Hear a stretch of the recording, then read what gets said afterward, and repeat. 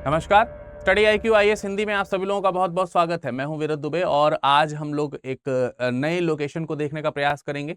पिछले सेशन में मैंने आप लोगों को बौद्ध धर्म के बारे में, बौद्ध जो प्रमुख स्थल थे उनके बारे में डिस्कशन किया था। आज हम लोग जैन स्थलों के बारे में डिस्कशन करेंगे।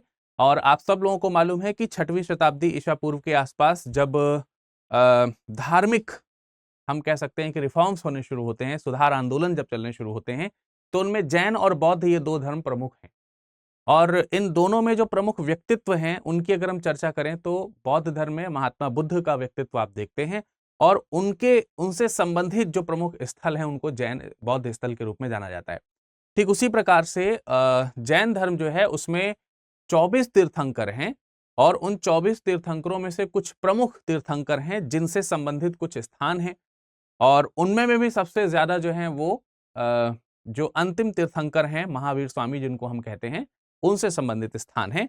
तो हम उनके ऊपर चर्चा करेंगे, उनको समझने का प्रयास करेंगे और उनसे संबंधित जो स्थल हैं उनको मैप पे भी देखने का प्रयास करेंगे। ठीक है। बेसिकली अगर हम देखें तो ये जो 24 तीर्थंकर हैं, जैन धर्म में जो 24 तीर्थंकर हैं, वो जैन धर्म की ही एक ग्रंथ है, पुस्तक है, भद्रबाहु के द्वारा लिखी गई है जिसको कल्पसूत्र कहते हैं। उसमें लगभग सभी तीर्थंकरों की जीवनियां दी गई हैं, उनमें सभी तीर्थंकरों के बारे में बताया गया। तो आज क्या हम पढ़ रहे हैं ये आपके सामने स्पष्ट हो चुका है। मैंने कहा कि आज हम प्रमुख जैन स्थल जो हैं, प्रमुख जैन स्थल, प्रमुख जैन स्थल, इनके बारे में चर्चा करेंगे। तो जब हम इनके बारे में चर्चा कर रहे होंगे तो हमने आपको बताया कि जैन धर्म जो है वो अपने तीर्थंकरों के कारण जाना जाता है। जैन तीर्थंकर, है ना, जैन तीर्थंकर। मैं आप सब लोगों को पहले ही हर लेक्चर में लगभग बता चुका हूं कि यहां पर जो हिस्ट्री है वो मैप से रिलेटेड जो है उसके ऊपर चर्चा कर रहे हैं। प्राचीन इतिहास पहले भी आप पढ़ चुके हैं, वहां पर जाकर के विधिवत जानकारी आप ले सकते हो। लेकिन लोकेशन को देखने का काम जो है, हिस्ट्री को मैप के थ्रू पढ़ने का जो काम है, वो हम यहाँ पर कर रहे हैं। तीर्थंकरों में मैंने आपको बताया, इन तीर्थंकरों की जानकारी जो है कल्पसूत्र से मिलती है। मुख्य तौर से कल्पसूत्र एक प्रमुख हम कह सकते हैं पुस्तक है या ग्रंथ है जो भद्रबाहु द्वारा रचित है, भद्रबाहु द्वारा रचित है। तकरीबन सभी जैन तीर्थंकरों की जो जीवनियां हैं वो इसमें लिखी गई हैं, वो इसमें बताई गई हैं। और उसमें कहा गया है कि लगभग सभी जैन तीर्थंकर जो हैं वो क्षत्रिय कुल के हुआ करते थे। इनमें में सभी तीर्थंकरों को अलग अलग मुद्राओं में या कुछ दो मुद्राएं हैं जिनका वर्णन किया गया है, जिनमें जो ये तीर्थंकर हैं उनको ज्ञान प्राप्त हुआ है। जैसे अगर हम देखेंगे तो लगभग 21 तीर्थंकर ऐसे हैं जिनको कायोत्सर्ग मुद्रा में जो है ज्ञान प्राप्त हुआ है। कायोत्सर्ग मुद्रा जो है उसमें जैसे आप देखेंगे कुछ मूर्तियां हैं वो खड़ी हुई मूर्तियां बनी हुई हैं। ठीक है, खड़ी हुई मूर्तियां हैं, पैर के बल खड़ी हुई मूर्तियां जो हैं उसमें आसन लगाया हुआ है, उसमें ज्ञान प्राप्ति का आपको कुछ चीजें देखने को मिल रहा है। तो उस मुद्रा को हम लोग बोलते हैं कायोत्सर्ग मुद्रा, कायोत्सर्ग मुद्रा। ठीक है, इसमें लगभग आपको 21 तीर्थंकर मिल जाएंगे जो इसी मुद्रा में ज्ञान प्राप्त करते हुए दिख। बाकी अगर आप देखोगे खास तौर से अंतिम तीर्थंकर जो हैं महावीर स्वामी, और जो पहले तीर्थंकर हैं ऋषभ देव और नेमिनाथ, ये तीन तीर्थंकर ऐसे हैं, ऋषभ देव,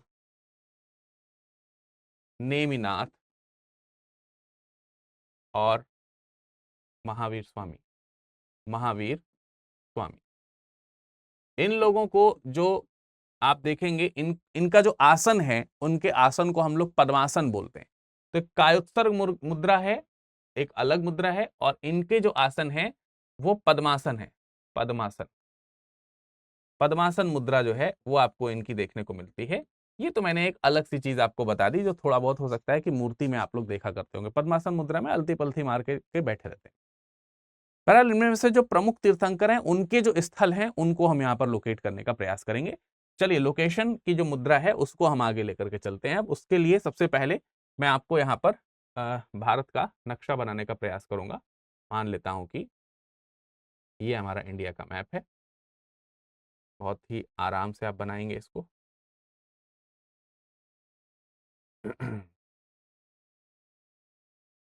ठीक है।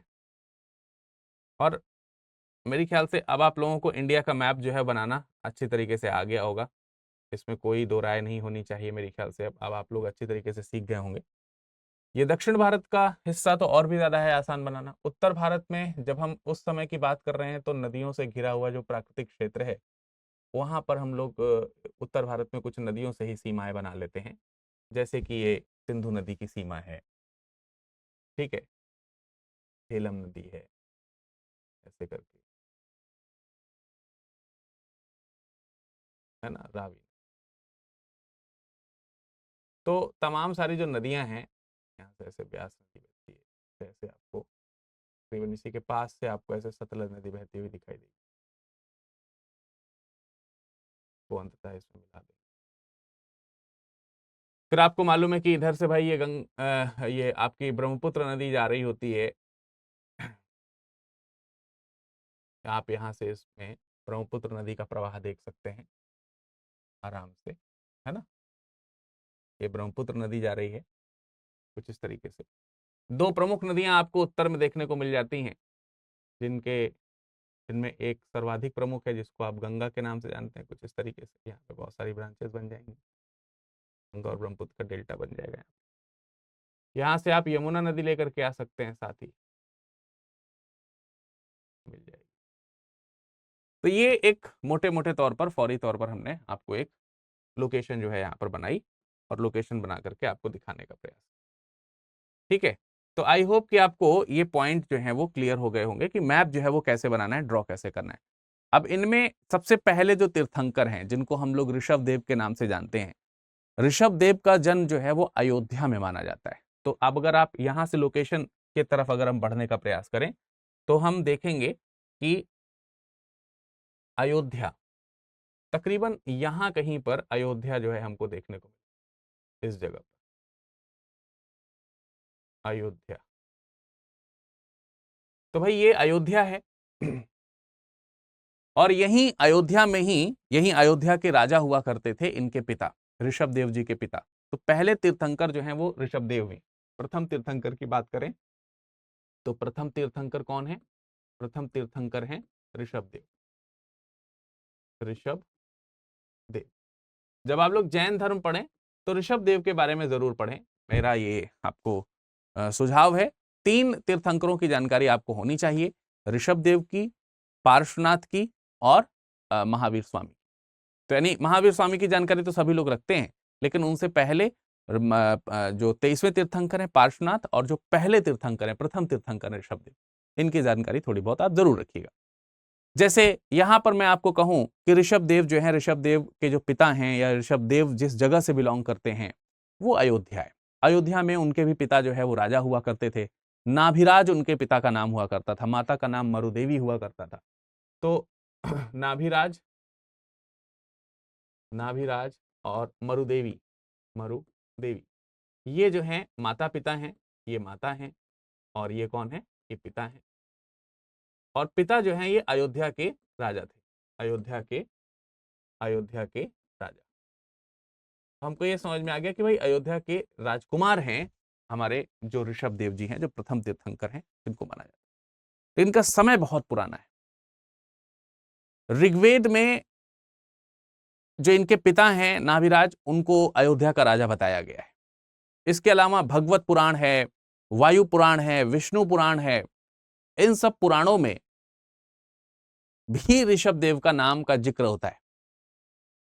और इन सब में विष्णु के 24वें अवतार के रूप में भगवान ऋषभ देव को स्वीकारा गया है। तो पुराणों में भी इनका नाम है, वेद में भी इनके नाम है। तो जैन धर्म इस तरह से अगर हम देखें, अगर 24वें तीर्थंकर से पहले तीर्थंकर से शुरुआत मानी जा रही है, तो ये ऋग्वैदिक काल के हो गए या ऋग्वैदिक काल के आसपास। और इन्हें कैलाश पर्वत के क्षेत्र में एक जगह पड़ती है अष्टपाद, वहां पर इनका निर्माण हुआ था। तो इनका निर्माण कहां हुआ? कैलाश पर्वत क्षेत्र में, कैलाश पर्वत क्षेत्र, पर्वत क्षेत्र में इनका क्या हुआ? निर्माण। तो कैलाश पर्वत क्षेत्र तकरीबन आपको यहां पर देखने को मिल जाएगा, इस जगह पर कहीं पर। ये आपका कैलाश पर्वत रीजन है, ठीक, कैलाश क्षेत्र, ठीक। कैलाश पर्वत क्षेत्र जो है, कलश लिखा हुआ है यहाँ पर, थोड़ा इसको सही कर लेते हैं, कैलाश, ठीक है। तो कैलाश पर्वत क्षेत्र में इनका निर्माण हुआ है। वहां पर एक जगह पड़ती है अष्टपाद, ठीक है, जगह कौन सी पड़ती है? अष्टपाद, अष्टपाद। तो वहां पर इनका निर्माण हुआ। तो आप देखेंगे प्रथम तीर्थंकर से संबंधित दो लोकेशंस आपको याद रखनी है, एक अयोध्या की और एक ये कैलाश पर्वत पर्वत क्षेत्र जो है उसकी आपको लोकेशन याद रखनी है। दो चीजों की लोकेशन आपको यहाँ पर याद रखनी है प्रथम तीर्थंकर के दृष्टिकोण से देखें। दूसरे तीर्थंकर की बात, 23वें तीर्थंकर की बात करते हैं तो पार्श्वनाथ है। कल्पसूत्र में इनको इक्ष्वाकुवंशी राजा कहा गया और ये काशी नरेश के बेटे हुआ करते थे। तो यहां कहीं पर मान लेते हैं, काशी जो है एकदम गंगा नदी पर ही बैठती है ना, काशी, काशी नगरी, काशी जिसकी राजधानी वाराणसी है। तो ये अंकी बिंदी जो लगा दी है भाई, ये ध्यान रखेंगे, ये अंकी बिंदी, या मैं थोड़े दूसरे कलर से ही कर देता हूं, नहीं तो आप कहेंगे काशी के ऊपर अंकी बिंदी लगा दी है क्या। तो हम आपको यहाँ पर यही लिख करके दिखा दे रहे हैं कि भाई ये है काशी जगह, और काशी जो है यहाँ पर यहाँ के राजा हुआ करते थे 23वें तीर्थंकर जो थे। ये तो प्रथम तीर्थंकर हो गए, प्रथम तीर्थंकर की बात हो गई। इनकी अगर हम बात करेंगे तो यहाँ पर द्वितीय तीर्थंकर हैं, सेकंड, माफ कीजिएगा, द्वितीय नहीं, 23वें, 23rd, 23वें तीर्थंकर, तीर्थंकर पार्श्वनाथ, पार्श्वनाथ की बात हो रही है। तो यहाँ पर पार्श्वनाथ जी की बात हो रही है, ये यहाँ से बिलोंग कर रहे हैं पार्श्वनाथ जी, काशी से। यहाँ काशी के इनके राजा हुआ करते थे काशी में, राजा अश्वसेन, राजा अश्वसेन। तो राजा अश्वसेन जो हैं वो पिता हैं, और इनकी जो माता हैं वो हैं वामा देवी, वामा देवी। ये कुछ प्राथमिक चीजें हैं जो आपको ध्यान रखनी। ये 23वें तीर्थंकर पार्श्वनाथ जी के बारे में। और इनकी जो पत्नी है वो प्रभावती है। इनकी पत्नी का नाम क्या है? पत्नी वो प्रभावती है, प्रभावती, प्रभावती। और प्रभावती बिलोंग करती हैं बेसिकली, ये कन्नौज की राजकुमारी हैं, कन्नौज की राजकुमारी। तो ये इनका लोकेशन जो है अगर आप देखेंगे तो ये आपको कन्नौज में देखने को मिलेगा, यहां कहीं समथिंग हियर। ये थोड़ा ज्यादा नीचे बना दिया मैंने, मतलब यहां कहीं देखेंगे, ठीक है, कन्नौज। यहां से इनकी जो पत्नी है प्रभावती वो बिलोंग करती है, ठीक है। कन्नौज को उस समय कन्नौज न कह करके मतलब कई जगहों पर कन्नौज लिखा रहता है अभी भी, और कई जगहों पर कुश स्थल लिखा रहता है, तो एक ही बात है। 30 वर्ष की आयु में इन्होंने गृह त्याग किया था, महावीर माफ कीजिएगा, पार्श्वनाथ ने, 30 वर्ष की आयु में। और गृह त्याग करने के तकरीबन 84वें दिन, यानी 84th डे जो है, उनको कठोर तपस्या के पश्चात ज्ञान प्राप्त हुआ था। तो बोलते हैं वाराणसी के निकट में ही कोई जगह थी जिसको हम आश्रम पाद स्थल कहते हैं, वहां पे आश्रम पाद उद्यान था जहां पर इनको कैवल्य की प्राप्ति हुई थी। तो काशी वाला जो प्रांत है, काशी की राजधानी आपको मालूम है कि वाराणसी है ना, काशी की राजधानी, काशी या वाराणसी एक ही जगह आप लिख सकते हैं वर्तमान समय में। तो यहाँ पे जो राजधानी है वाराणसी, वाराणसी काशी की राजधानी है, इसी वाराणसी में आश्रम पाद जगह है, आश्रम पाद। यहाँ पर जो है इन्होंने क्या किया, इनको जो है ज्ञान प्राप्त हुआ है, ऐसा माना जा रहा है। काशीपाद उद्यान जो है वहां पर उनको केवल प्राप्त हुआ। केवल ज्ञान को ही हम कैवल्य बोलते हैं, ओनली या केवल ज्ञान, इसी को कैवल्य कहा जाता है। हालांकि अगर हम इनकी मृत्यु की बात करें तो तकरीबन 100 वर्ष तक ये जीवित रहे। और यहां कहीं जब आप देखेंगे तो ये जो रीजन है, ये जो क्षेत्र है, ये जो क्षेत्र है इधर वाला जो ये क्षेत्र है, ये आपको छोटा नागपुर पठार के तौर पर देखने को मिलेगा, छोटा नागपुर पठार। तो छोटा नागपुर पठार के पास में आपको एक पहाड़ी देखने को मिलेगी, सम्मेत पर्वत शिखर। तो सम्मेद पर्वत शिखर जो है वो यहीं पर स्थित है, ठीक है। यहीं पर इनका निर्वाण हुआ और ये निर्वाण जो है इनको 100 वर्ष की आयु में प्राप्त हुआ है, 100 वर्ष की आयु में। और तकरीबन अपने 73 फॉलोअर्स जो थे, 73 अनुयायी जो हैं, अनुयायी, उनके साथ में इनका निर्वाण यहाँ पर हुआ है। 73 अनुयायी के साथ में इनका निर्वाण हमको देखने को मिलता है, 73 शिष्य जो थे।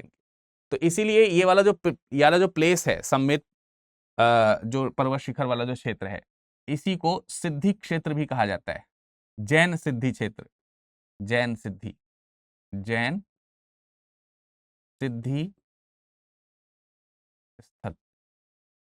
तो जैन सिद्धि स्थल आप लोग थोड़ा सा ध्यान रखेंगे। जैन सिद्धि स्थल यहीं पर छोटा नागपुर पहाड़ में सम्मेद पर्वत शिखर जो है, सम्मेद या कहीं कहीं सम्मेत लिखा रहता है, यहां पर आपको देखने को मिलेगा। तो ये एक और लोकेशन थी जो मैंने आपको यहां पर बताई। अब हम जो है खास तौर से 24वें तीर्थंकर की बात करेंगे, 24th तीर्थंकर की बात करेंगे, जिनका नाम है महावीर स्वामी। महावीर स्वामी, इनके ऊपर चर्चा करेंगे, ठीक है। तो महावीर स्वामी की अगर हम बात कर रहे हैं तो आपको यहां पर यह ध्यान रखना है कि भाई ये 24वें तीर्थंकर हैं, अंतिम तीर्थंकर हैं। इनको जिन भी कहा गया, इनको जिन कहा गया, जिन अर्थात विजेता। और इनके जो फॉलोअर्स हुए, जो इनके अनुयायी हुए, अनुयायी जो हुए, वो जैनी कहलाए। जैन, क्या कहलाए वो? जैन। अब यहां पर एक चीज ध्यान रखनी है, जैसे पार्श्वनाथ को जब ज्ञान प्राप्त हुआ तो वो निर्ग्रंथ कहलाए, इसलिए उनके फॉलोअर्स निर्ग्रंथ ही कहलाते हैं। इनका जो संप्रदाय है, पहले अगर हम जैन धर्म को देखें तो जैन धर्म को निर्ग्रंथी संप्रदाय के रूप में जाना जाता था। तो जैन जिन के कारण यहां पर हो रहे हैं, हालांकि ये भी निर्ग्रंथ के रूप में जाने जाते हैं, ये एक अलग बात है। इनका अगर हम जन्म देखेंगे तो बिहार में एक जगह पड़ती है वैशाली, और वैशाली में एक जगह है कुंडग्राम। तो तकरीबन आप बिहार वाला जगह देखेंगे, बिहार वाली जगह देखेंगे तो यहां पे कहीं पे आपको वैशाली देखने को मिलेगा, वैशाली, ठीक है। वो वैशाली में ही जगह है कुंडग्राम, कुंडग्राम ये लोकेशन है। तो कुंडग्राम वैशाली में आप किसका जन्म देख रहे हैं? ये जन्म देख रहे हैं आप महावीर स्वामी का, महावीर स्वामी। और महावीर स्वामी को बचपन में वर्धमान के नाम से जाना जाता था, ठीक है। ये बचपन में किस नाम से जाने जाते थे? वर्धमान के रूप में जाने जाते थे। इनके जो पिता हैं सिद्धार्थ, यहीं पर जात्रिक क्षत्रिय कुल के राजा हुआ करते थे। तो आपने वज्जी संघ सुना होगा, मैंने आप लोगों को जब संघ बताया था तो यहीं पर आपको वज्जी संघ देखने को मिलता है। वज्जी, वज्जी संघ की राजधानी ही वैशाली है। तो वहीं के राजा हैं इनके पिता जो हैं, इनके जो पिता हैं, इनके पिता का नाम है सिद्धार्थ। इनके पिता का नाम क्या है? सिद्धार्थ है। और ये जानत्रिक, ज्ञानत्रिक कह सकते हैं, ज्ञानत्रिक कुल से बिलोंग करते हैं, ठीक है। तो उनकी लोकेशन यही वैशाली कुंडग्राम की है। तो ये भी एक राजकुमार है। तथाकथित तौर पर अगर हम देखें तो 24 के 24 तीर्थंकर जो हैं ये सभी क्षत्रिय कुल के हैं। हालांकि महावीर स्वामी के बारे में कुछ कथाएं कही जाती हैं कि शायद उनका पहले जो गर्भ था वो एक ब्राह्मणी के गर्भ में हुआ था, लेकिन बाद में इंद्र ने जो है उनका गर्भ जो है बदल दिया था, क्योंकि उनके सारे पहले के तीर्थंकर जो थे वो क्षत्रिय थे। तो ये एक अलग बात है। तो इनके जो पिता हैं वो मैंने आपको बताया कि क्षत्रिय ज्ञानत्रिक कुल के हैं। तो ये भी क्षत्रिय ही हुए और राजकुमार ही हुए। 8 राज्यों का समूह जो है वो वज्जी संघ के अंतर्गत देखने को।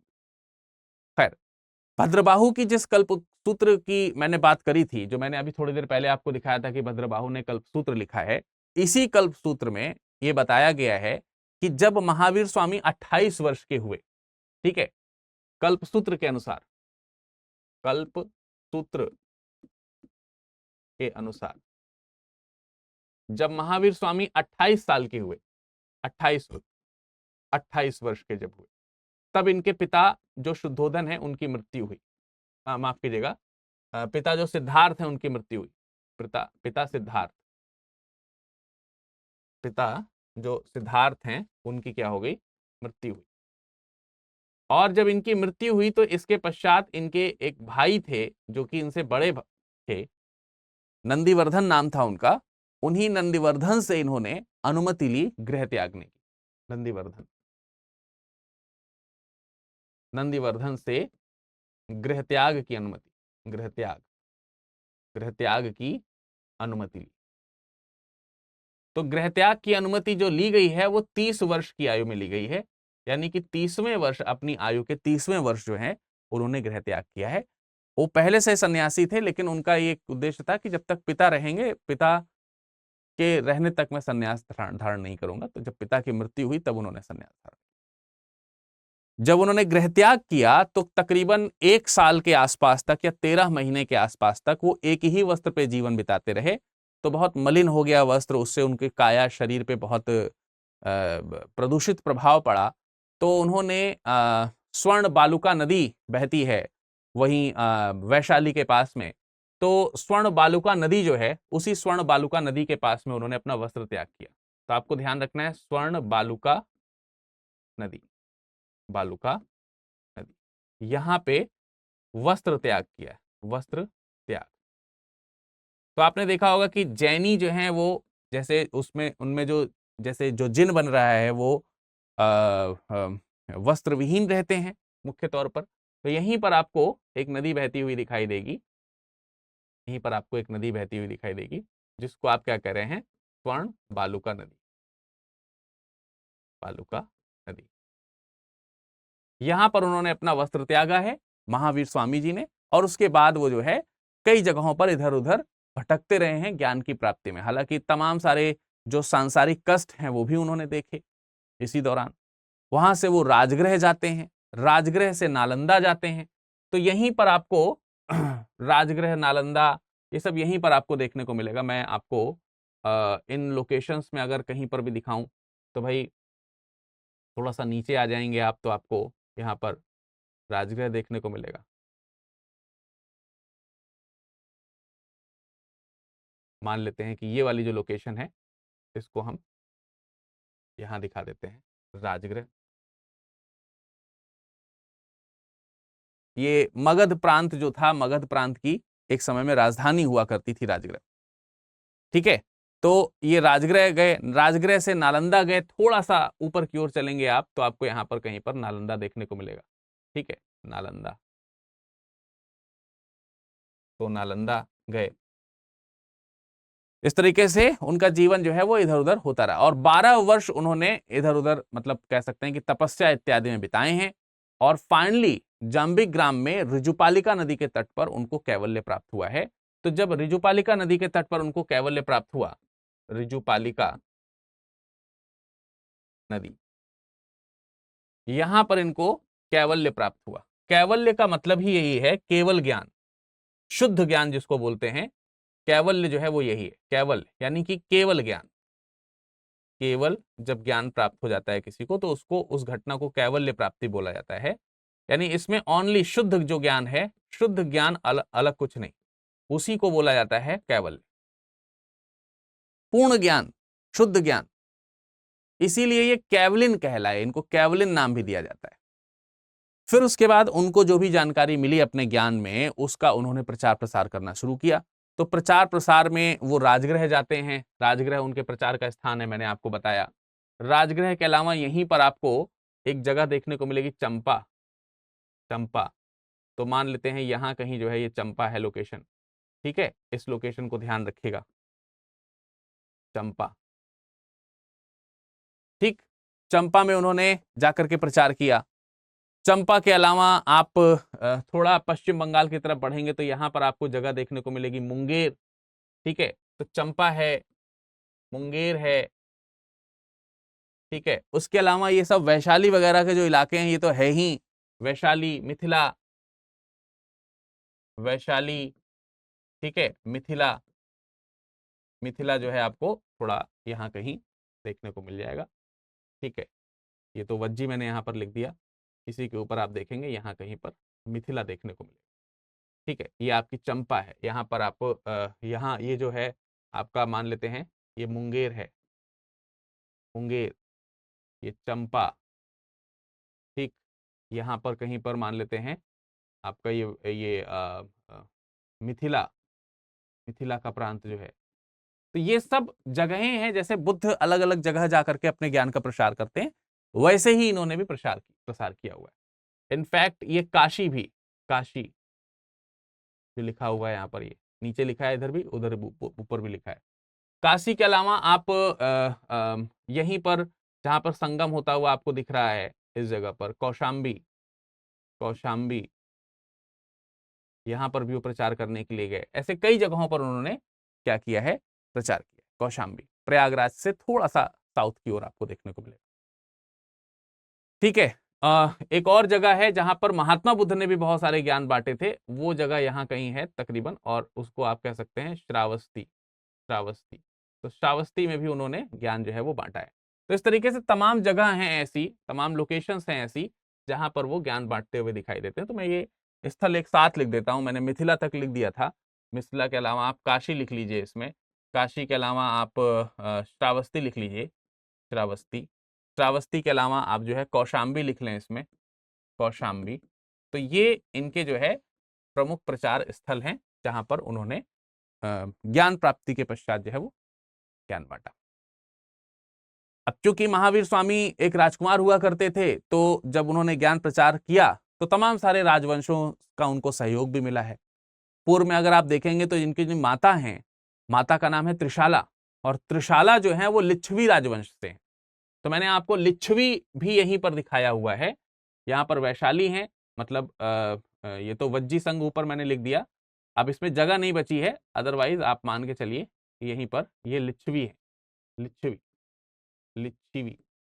तो लिच्छवी राजाओं में एक राजा हुआ करते थे चेटक, चेटक की जो बहन है, बहन, उनका नाम है त्रिशाला, और यही त्रिशाला कौन है, यही त्रिशाला माता है।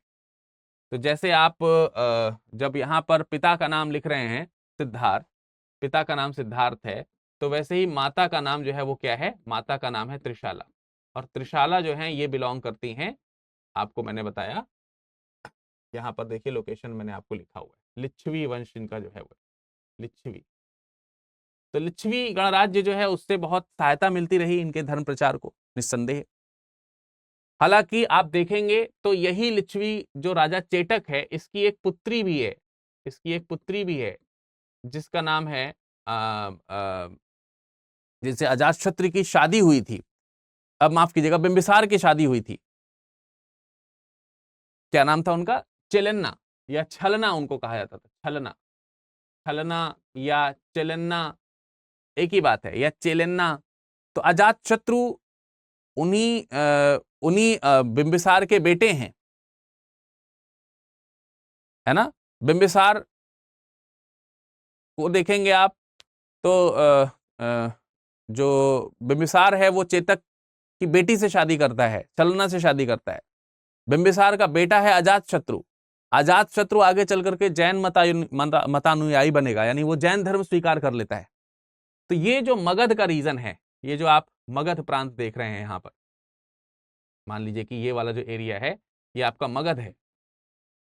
तो जो मगध वाला क्षेत्र है, इसी मगध के राजा हैं अजातशत्रु, वो जैन धर्म को माना करते।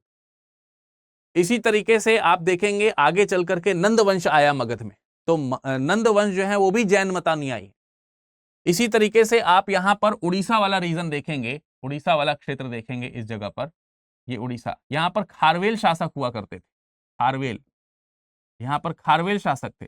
तो यहां पर एक जगह है उदयगिरी, उदयगिरी, उदयगिरी यहां पर एक लोकेशन है, ठीक है, स्थान है। तो जो उदयगिरी है वहां का एक अभिलेख है, उसको उदयगिरी अभिलेख कहते हैं। उसमें बताया जाता है कि नंद शासक महापद्मानंद हुआ करते थे एक, जो यहां से कलिंग से, यही जगह है कलिंग, खारवेल रूलर जो है वो कहाँ के हैं, वो कलिंग के हैं। कलिंग वही उड़ीसा वाला जो प्रांत है जो मैंने आपको यहाँ पर लोकेट किया है। तो ये यहीं से एक जैन प्रतिमा को लेकर के आ गए थे। तो हम आपको यही बताना चाह रहे हैं कि जो लिच्छवी राजवंश है उससे मगध डायरेक्टली कनेक्टेड है, और मगध में अजातशत्रु जो हैं वो जैन धर्म को पालन कर रहे हैं। तो मगध जो है, मगध आप देखेंगे वो जैन मतानुयायी है, जैन मत को मानने वाला है जब आप अजातशत्रु का शासन देख रहे हैं। एक तो यहां से कनेक्टेड हुआ, दूसरा अजातशत्रु के जो पिता हैं बिंबिसार, वो आप देखेंगे जो चेतक जो हैं उनकी पुत्री छलना जो है उनसे शादी किया हुआ है, तो वो भी एक कनेक्शन हमको यहां पर देखने को मिल जाता है। इसके अलावा देखेंगे तो यही जो मगध है, यही वाला जो मगध का रीजन है, आप जिसको मगध, मैं मगध को थोड़ा अलग तरीके से दिखा देना चाहता हूं एक पल के लिए, एक मिनट काम करते हैं। मगध को मैं थोड़ा सा डिफरेंट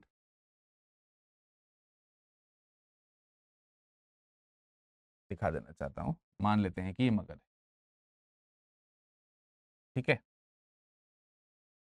तो ये आपका मगध वाला रीजन हो गया, ये आपका मगध वाला रीजन हो गया, ठीक। अब ये जो मगध वाला क्षेत्र है, ये जो मगध वाला क्षेत्र है जो मैं आपको यहां पर दिखा रहा हूं, मगध के जहां के शासक हैं, तो आप देखेंगे आगे चल करके, अब जैसे ये तो आपके हर्यक वंश के शासक हैं, हर्यक वंशी शासक हैं। इसी तरीके से मैंने आपको नंदों में भी बताया कि नंद में महापद्मानंद जो है, महापद्मानंद पद्मानंद, वो उड़ीसा से जैन मूर्ति लेकर के आया था, जैन मूर्ति ले आया था। इसी तरीके से आप आगे देखेंगे मौर्य वंश, तो मौर्य वंश में भी आपको जैन जो मतावलंबी हैं वो देखने को मिलते हैं। उनमें सबसे पहले जो नाम आएगा वो चंद्रगुप्त मौर्य का आएगा। वो किसका आएगा? चंद्रगुप्त मौर्य का। तो आप ध्यान रखें कि जो चंद्रगुप्त मौर्य है, चंद्रगुप्त मौर्य जो है, ये भद्रबाहु के साथ में दक्षिण गए थे, भद्रबाहु के साथ में। और कर्नाटक में एक जगह है, कर्नाटक में श्रवणबेलगोला, तो समथिंग यहां आपका ये कर्नाटक का हिस्सा पड़ता है, ये ऐसे करके, ठीक है, ऐसे करके कुछ यहां पर मान लेते हैं कि ये आपका कर्नाटक क्षेत्र है ये। तो जो कर्नाटक वाला इलाका है, कर्नाटक, इसी कर्नाटक में एक जगह पड़ती है जिसका नाम है श्रवणबेलगोला, श्रवणबेलगोला, यहां पर ये जगह है श्रवणबेलगोला। तो भाई श्रवणबेलगोला वाला जो इलाका है, वहां इन्होंने जाकर के, चंद्रगुप्त मौर्य ने सेलक्षणा पद्धति को अपनाते हुए मृत्यु जो है वो धारण करी। इसके अलावा अगर आप देखेंगे तो जो अशोक के जो पौत्र हैं, अशोक के पौत्र का नाम है संप्रति, वो भी जैन धर्म को स्वीकार करते हैं, सुहस्ती द्वारा उनको दीक्षित किया जाता है। तो उनके समय में उज्जैन वाला जो क्षेत्र है, उनके समय में जो उज्जैन वाला जो क्षेत्र है, उज्जैन, ये उज्जैन संप्रति के समय में अगर आप देखेंगे, संप्रति के समय में प्रमुख केंद्र है, प्रमुख जैन स्थल या जैन केंद्र, ये प्रमुख जैन केंद्र आपका बन जाता है उज्जैन। इसके अलावा अगर आप देखेंगे तो फर्स्ट सेंचुरी के आसपास, प्रथम शताब्दी के आसपास आप देखेंगे तो मथुरा जो है, ये मान लेते हैं कि यहां पर कहीं पर मथुरा है, ठीक है। मथुरा जो है ये भी प्रमुख जैन केंद्र है, ये फर्स्ट सेंचुरी के आसपास, फर्स्ट सेंचुरी एडी के आसपास प्रमुख केंद्र है, प्रमुख केंद्र। तो जब मैं प्रमुख केंद्र लिख रहा हूं तो अंडरस्टूड है कि ये जैन केंद्र की बात हो रही है। उससे पहले संप्रति के समय में आप देखेंगे तो जो उज्जैन के आसपास का इलाका है वो प्रमुख केंद्र हुआ करता है। 6वीं 7वीं शताब्दी के आसपास चले जाएंगे तो जैनियों का प्रमुख केंद्र जो है आपको यहां पर देखने को मिलेगा, गुजरात में। गुजरात में यहां पर एक जगह पड़ती है वल्लभी, वल्लभी, सौराष्ट्र वाला जो रीजन है, तो गुजरात में जैन केंद्र हो जाता है 6वीं शताब्दी के आसपास, 6th to 7th सेंचुरी के आसपास आप देखेंगे। ये एडी की बात हो रही है, बीसी की बात नहीं हो रही, क्योंकि बीसी में तो ये शुरू ही हो रहे हैं एक तरीके से महावीर स्वामी के समय में। तो वल्लभी प्रमुख जैन केंद्र हो जाते हैं उस समय।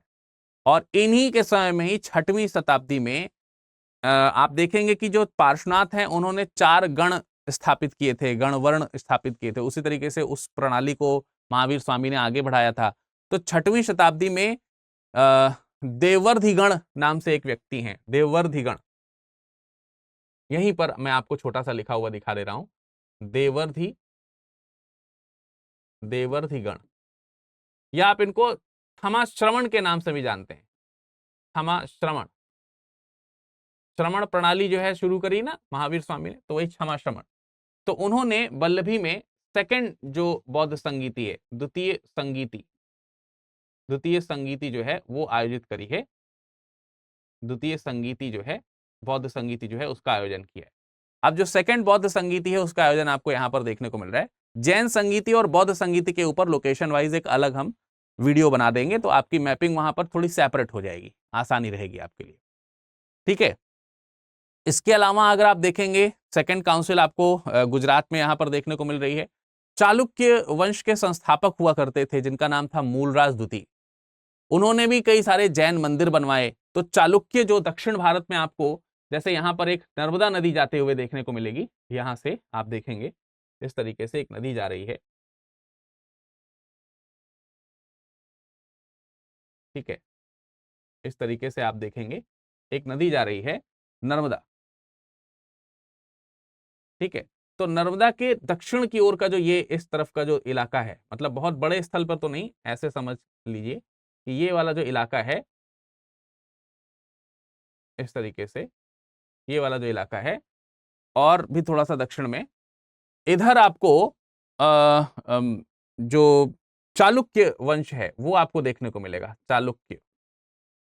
चालुक्य वंश हमको यहां पर देखने को मिलेगा।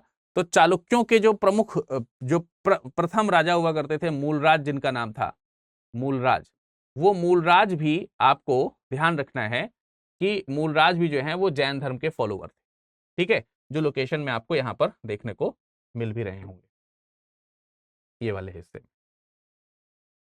ठीक है। तो आपको ये वाला पॉइंट भी समझ में आया, क्लियर है। तो चालुक्य वंश हमको यहां पर देखने को मिल रहा है, वो भी इसको पालित कर रहा है। आगे चालुक्यों में एक राजा हुए जयसिंह। राजा जयसिंह के दरबार में हेमचंद्र नाम के एक जैन मुनि आए थे, उनका निवास वहां था उनके यहाँ। इसके अलावा आप देखेंगे जयसिंह के एक भतीजा थे जिनका नाम था कुमारपाल। उन्होंने हेमचंद को अपना गुरु माना था। तो जो आबू क्षेत्र है, माउंट आबू वाला जो रीजन है, यहां पर ही ये माउंट आबू वाला जो रीजन है, इस माउंट आबू वाले रीजन में आप देखेंगे उन्होंने एक जैन मंदिर का निर्माण कराया। तो 5 टेम्पल्स हैं जिसमें जैन मंदिर को हमको देखने को मिलता है। दक्षिण भारत में संगम काल में कर्नाटक वाला हिस्सा है, मैसूर वाला हिस्सा है। तो ये जैसे कर्नाटक है पूरा का पूरा, आपको यहीं पर ये मैसूर वाला रीजन देखने को मिलेगा, ठीक है। मैसूर क्षेत्र आपको यहां पर देखने को मिलेगा, मैसूर,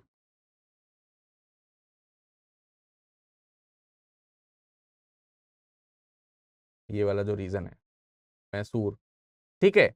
और इसी के थोड़ा सा ऊपर यहां कहीं पे कर्नाटक में ही एक जगह पड़ती है आपकी कुर्ग, कुर्ग जगह पड़ती है, कुर्ग। यहां पर ये सब दक्षिण भारत में जैन धर्म स्थल हमको देखने को मिलते हैं।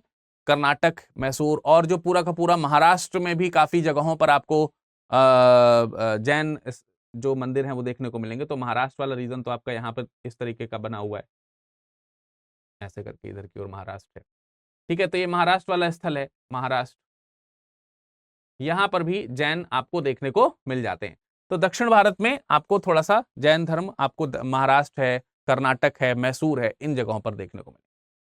श्रवण बेलगोला इनमें दक्षिण भारत में सबसे ज्यादा इंपॉर्टेंट है। भद्रबाहु जो है वो श्रवण बेलगोला में ही गए थे। आपने देखा था मौर्य वंश के जो राजा हैं चंद्रगुप्त मौर्य, उनको लेकर के। गंग नरेश हुआ करते थे एक, जिनका नाम था मल्लराज। उनके मंत्री हुआ करते थे चामुंड राय, और चामुंड राय ने ही यहीं पर गोमतेश्वर की मूर्ति बनवाई थी। गोमतेश्वर भगवान ऋषभ देव के बेटे माने जाते हैं, बाहुबली कहा जाता है उनको। तो मल्लराज जो है यहां पर वो एक मंदिर भी बनवाते हैं। तो ये कुछ प्रमुख स्थल जो मैंने आपको बताया वो किससे बिलोंग कर रहे हैं, ये सब बिलोंग कर रहे हैं जैन धर्म से।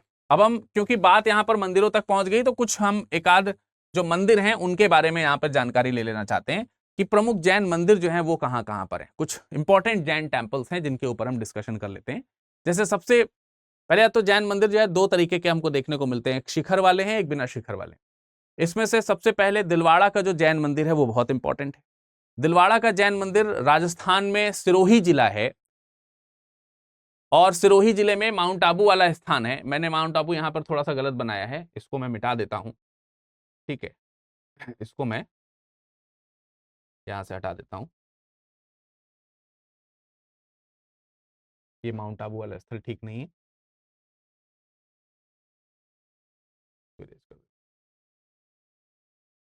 ठीक है। तो माउंट आबू वाला जो स्थल है, उस माउंट आबू वाले स्थल में आपको देखने को मिलेगा दिलवाड़ा जैन मंदिर, ठीक है, दिलवाड़ा जैन।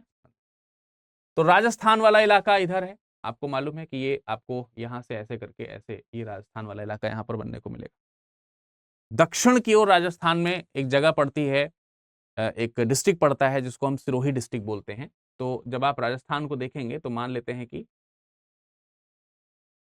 ठीक है, इस तरफ से ऐसे जा रहे हैं, तो तकरीबन आपका ये वाला जो हिस्सा है, ये वाला हिस्सा जो है ये राजस्थान का समथिंग कुछ इस तरीके का, यहाँ पर ये राजस्थान का हिस्सा है। तो ये राजस्थान वाले हिस्से में ही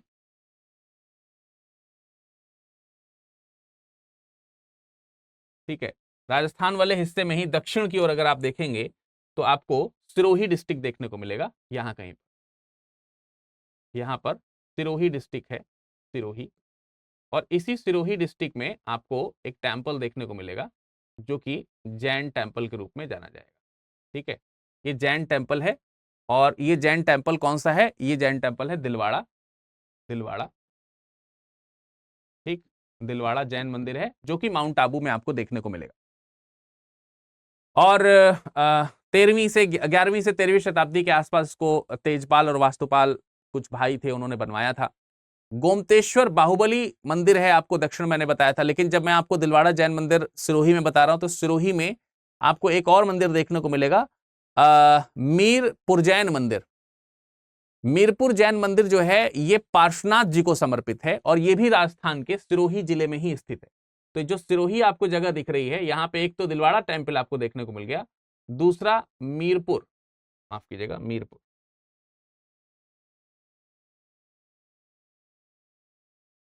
मीरपुर जैन मंदिर जो है ये पार्श्वनाथ को समर्पित है, पार्श्वनाथ को समर्पित है ये मंदिर, ठीक है। तो ये भी एक इंपॉर्टेंट मीरपुर जैन मंदिर है।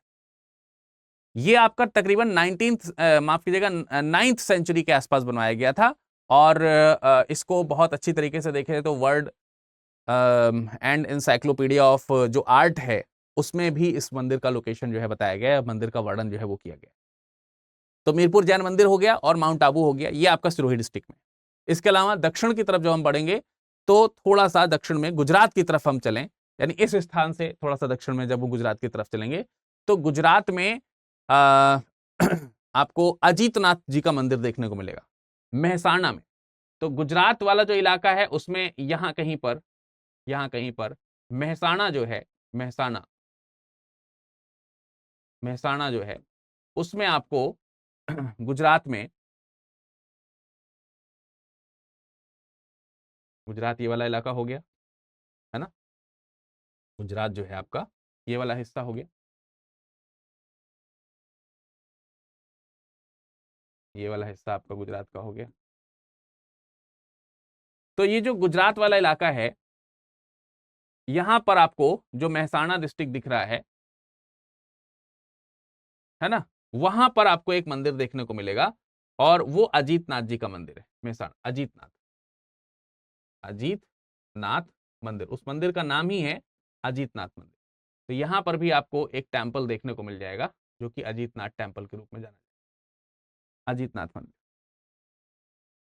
दक्षिण में, साउथ में गोमतेश्वर मंदिर मिलेगा, गोमतेश्वर बाहुबली मंदिर उसको बोलते हैं। ये मैसूर जिले में है, कर्नाटक के, कर्नाटक वाला जो हिस्सा है उसी में ही अब तो मैसूर है। तो ये वाला जो हिस्सा है आपका, यहां पर आपको गोमतेश्वर, गोमतेश्वर मंदिर देखने को मिलेगा। गोमतेश्वर बाहुबली मंदिर कहते हैं इसको, बाहुबली। तो उनको गोमतेश्वर भी कहा जाता है, बाहुबली भी कहा जाता है, इसलिए गोमतेश्वर बाहुबली टेम्पल के नाम से उसको जाना जाता है। श्रवण बेलगोला में यही मंदिर स्थापित है, बहुत बड़ी सी मूर्ति है, ठीक है। तकरीबन 70 फीट की इसमें मूर्ति लगवाई गई है। कर्नाटक में एक पहाड़ी है इंद्रगिरी पहाड़ी, उसी इंद्रगिरी पहाड़ी पर ये मंदिर स्थित है। गंग शासक हुआ करते थे, मैंने आपको थोड़ी देर पहले बताया, उनके मंत्री थे चामुंडराय, उनके द्वारा इसको बनवाया गया। तो ये कुछ प्रमुख मंदिर थे जिनको मैंने आपको यहाँ पर लोकेट किया। दूसरे प्रमुख स्थल थे जो मैंने आपको यहाँ पर मैप में दिखाने का प्रयास किया है। आई होप कि आप इसको बहुत अच्छे तरीके से लिखने का प्रयास करेंगे, अलग अलग नोट्स बना करके लोकेशन को रिप्रेजेंट करते हुए आप अपनी लोकेशन को थोड़ा अलग तरीके से लिखिएगा।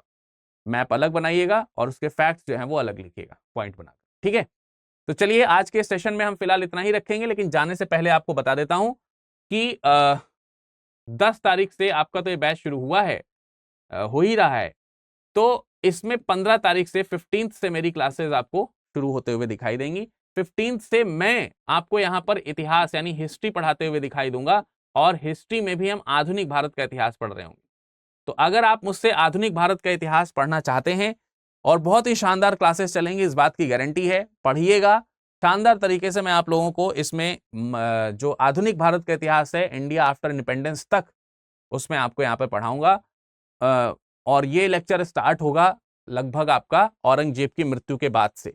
तो इसमें पहले दिन से आपको जुड़ना है, एक भी क्लास मिस नहीं करनी है।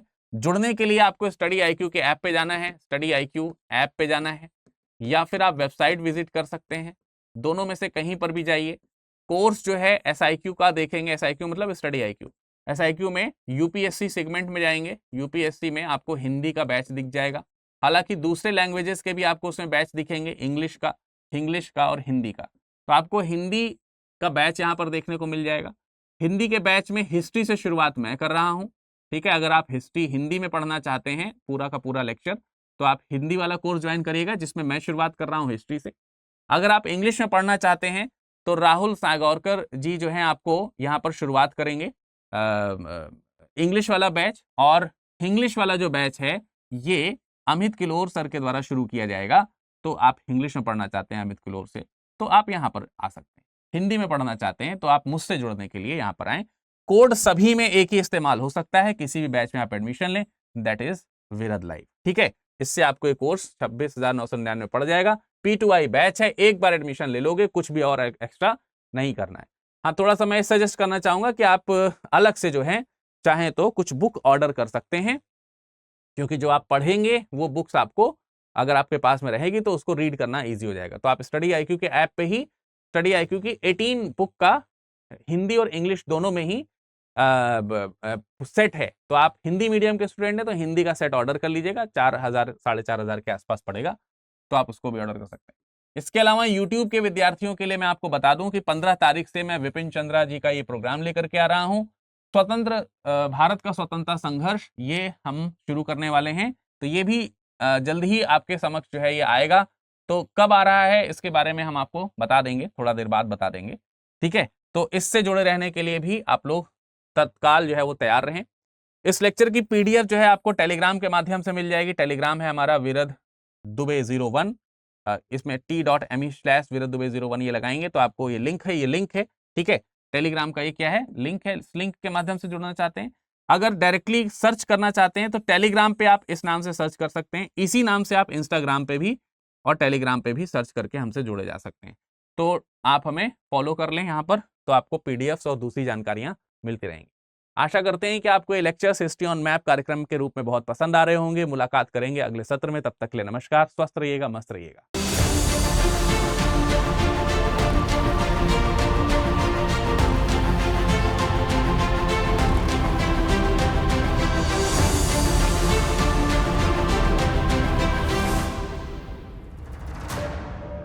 हिंदी में यूपीएससी की तैयारी से संबंधित प्रोग्राम्स को देखने के लिए सब्सक्राइब करें स्टडी IQ IAS हिंदी।